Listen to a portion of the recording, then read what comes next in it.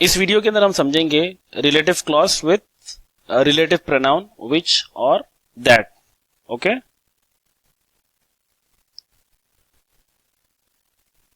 आपके सामने दो सेंटेंसेस है। This book it has a cover picture, it is very interesting. Right, basically ये दो ही सेंटेंस है, इसके अंदर फ्रेज भी ऐड किया गया है। अब आपको वो बोलेगा कंबाइन विथ विच, राइट। और एक सेंटेंस है there are many dogs, the dog it has long ears, it won the race competition. इस पार्ट को आप कंसीडर मत कीजिए, जस्ट आपको हिंट दी गई है, इसको कंबाइन करना है आपको। और किससे कंबाइन करना है? That, right. तो वही रूल फॉलो करेंगे हम जो हमने हु के केस के अंदर किया था।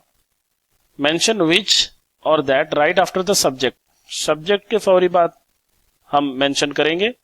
और don't write the first pronoun of each sentence, यानी फर्स्ट प्रोनाउन को गायब कर देंगे, नहीं लिखेंगे। Like the book which has a cover picture is very interesting. Okay, the dog, ये इट को यहां से गायब कर रहे हैं हम। That has long ears won the race competition, ये इट को हटा रहे हैं। यहां पे विच लिया गया है, यहां पे दैट लिया गया है। इसका एक रीजन है, the word which is used for non essential information. The word विच जो हो रहा है वो नॉन एसेंशियल।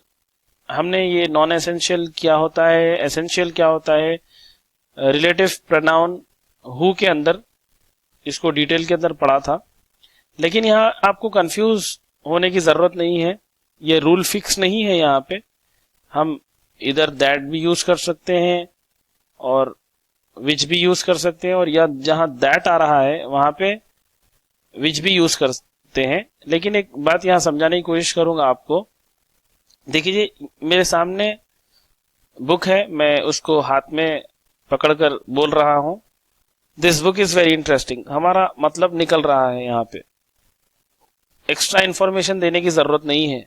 अगर दे रहे हैं तो वो बन जाएगा नॉन एसेंशियल, जिसके लिए आप कॉमा डाल सकते हैं उस पार्ट से पहले और उस पार्ट के बाद, जो विच से शुरू हो रहा है। ये हाइफन भी लगा सकते हैं। यहाँ पे बहुत सारे डॉग्स है, तो यहाँ समझ में नहीं आ रहा है कि कौन से डॉग की बात कर रहे हैं, तो एक स्पेसिफिक इंफॉर्मेशन देना पड़ेगा। जिसके कान लंबे हैं उसने रेस जीता है, ठीक है। तो the dog that has long ears won the race competition, that essential information के लिए आ रहा है और विच नॉन एसेंशियल के लिए आ रहा है। लेकिन ये रूल फिक्स नहीं है, आप उसको वाइसी वर्सा, यानी इसका उधर और उसका इधर ले सकते हैं, मगर ये तरीका बेहतर है। ओके, सिचुएशन के हिसाब से समझ में आएगा कि कहां इंफॉर्मेशन नेसेसरी है, राइट। हम आगे बढ़ते हैं। How the actual question is, actually exam में क्वेश्चन कैसे आएगा, ये तो हमने अभी किया है। हाँ, ये भी हमने किया है। कंबाइन थर्ड, ये थर्ड वाले के अंदर आप गौर करेंगे, यहाँ इट आ रहा है, यहाँ पे भी इट आ रहा है, ऐसा नहीं आएगा। The pen is kept on the table, it is very expensive. Pen के फौरी बाद से इंफॉर्मेशन है, बीच में कोई फ्रेज नहीं है, यहाँ प्रैक्टिस के लिए आपको कराया गया है, तो कंफ्यूज होने की जरूरत नहीं है। जैसे आपने फर्स्ट और सेकंड के लिए किया है, ऐसे ही थर्ड के लिए भी कर लेंगे आप। वही बात मैंने जो कही है यहाँ लिखी हुई है। To combine the third sentence follow the same rule as of first and second. क्या करेंगे आप? सब्जेक्ट लिखेंगे और सब्जेक्ट के फौरी बाद क्या करेंगे आप? विच या दैट यूज करेंगे और सेम इंफॉर्मेशन लिखेंगे, और पहले प्रोनाउन को आप हटा देंगे और बाकी की इंफॉर्मेशन लिख देंगे।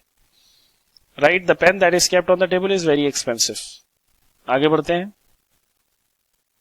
Noun referred in the second sentence. अब एक सेंटेंस ऐसे भी आता है, तकी ate sandwich, the sandwich was very delicious. अब तक कैसे आ रहे थे क्वेश्चंस, थर्ड वाला ही आप गौर कर लें। पेन और फिर इंफॉर्मेशन आ रही थी, और ये पेन को रिफर किया जा रहा था, यहाँ पे इट।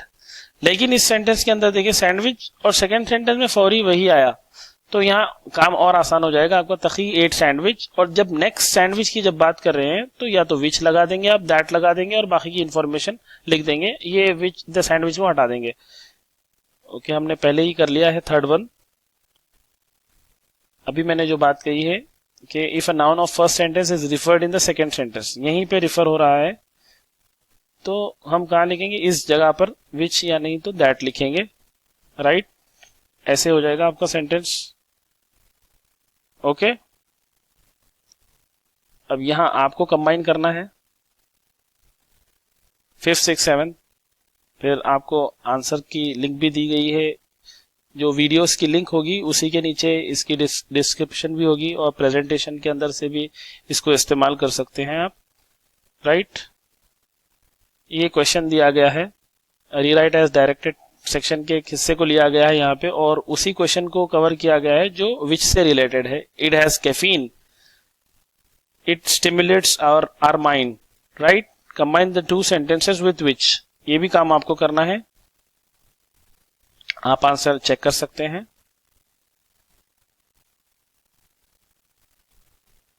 यहां पे ऑब्जर्वेशन करने वाली बात है कि the word which and that are use for non living thing. Who के केस के अंदर पर्सन के लिए यूज हो रहा था हु, और विच और दैट एनिमल या नॉन लिविंग थिंग के लिए यूज होगा, right.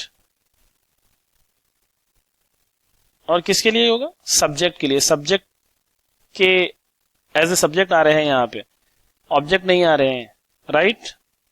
Living thing, sorry non living thing और एनिमल के लिए एज ए सब्जेक्ट, राइट। एक चीज यहां नोट करने वाली है, the word that is use for people in informal English, जो दैट होगा वो पीपल के लिए भी यूज हो सकता है इनफॉर्मल इंग्लिश के अंदर। आपको यहां पे मैं एडवाइस दूंगा कि from exam point of view students are advise not to use word that for people. अगर एग्जाम में आ रहा है आपको, अगर दे रहा है तब कंबाइन कीजिए, लेकिन आप अपनी तरफ से कंबाइन मत कीजिए। पीपल के लिए हु ही रखिए, और नॉन लिविंग थिंग एनिमल के लिए विच या नहीं तो दैट का यूज कीजिए, right. Hope you have understood. Thank you.